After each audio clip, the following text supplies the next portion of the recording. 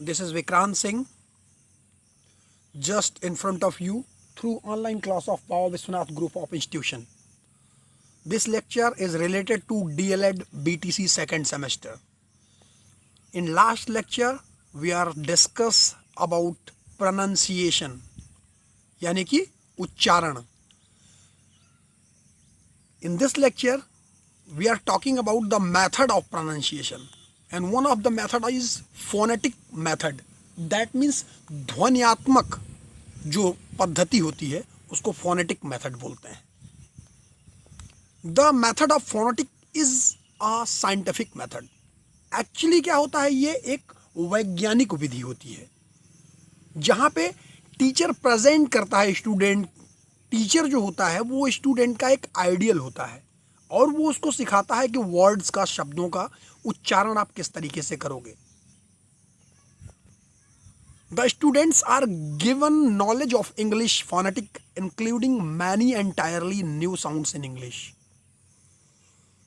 Students को, छात्रों को ज्ञान होता है अंग्रेजी की ध्वनियों का, जिसमें सारे साउंड अंग्रेजी भाषा के आते हैं, सारी ध्वन्यात्मक sounds.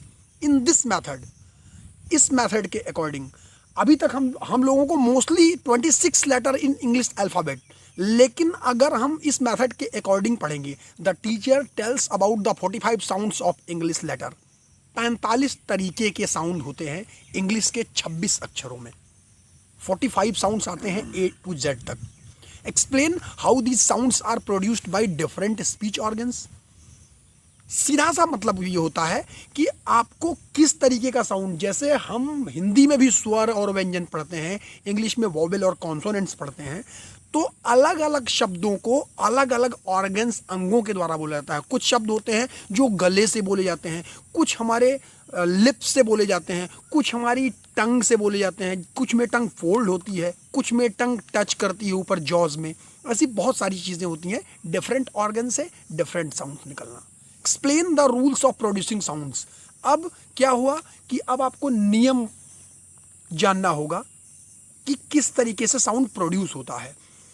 One of the very popular English literature person, Daniel Jones, he just proposed 5 steps of Daniel Jones. ये आपका जाना जाता है डैनियल जोन्स के 5 स्टेप्स के बारे में. सबसे पहला स्टेप होता है recognition of various speech sound. पहचानना, अलग अलग तरीके के जो साउंड्स होते हैं उनको पहचानना.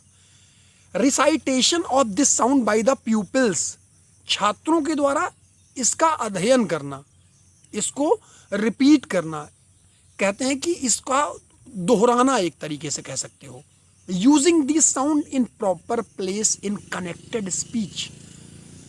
यू नो वन थिंग, जो भी साउंड होते हैं वो हर जगह एक प्रॉपर प्लेस को देख के कनेक्ट होके बोला जाता है. हर जगह पे कोई भी साउंड नहीं बोला जाता, जहां पे उसका प्लेस होता है वहीं बोला जाता है.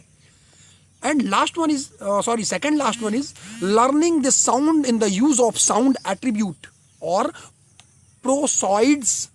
प्रोसॉइड्स मीन्स होता है कि जैसे कि स्पेशली किसी वर्ड्स की लेंथ क्या है, स्ट्रेस कितनी है और आपके वॉइस की पिच क्या है. इस तरीके से साउंड एट्रीब्यूट किया जाता है. मीन्स अगर मैं ए बोल रहा हूं, ए की लेंथ कितनी है, ए कितने में निकलेगा, ए के ऊपर कितना स्ट्रेस होगा, कितना तनाव होगा, उसकी वॉइस पिच साउंड में क्या होगी, उसको प्रोसाइड्स बोलते हैं.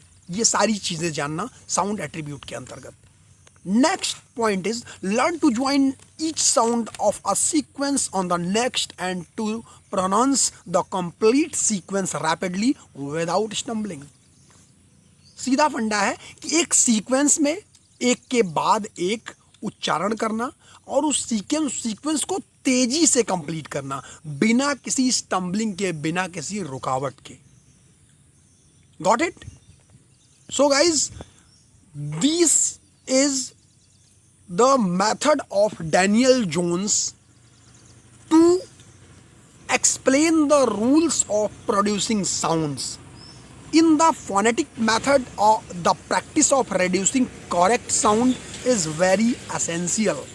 बहुत आवश्यक हो जाता है कि करेक्ट साउंड को बोल के प्रैक्टिस करके ध्वनियात्मक विधि द्वारा उस करेक्ट साउंड को बहुत आवश्यक हो जाता है कि हर एक लेटर, हर एक वर्ड का pronunciation is the very important part of any language, but we are discuss about English, so it's about English only.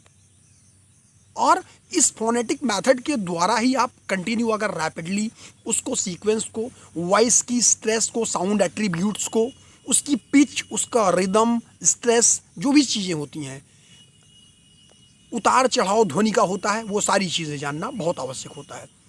So that's all about phonetic method. We will meet in next lecture tomorrow. Take care, be healthy, be happy, bye.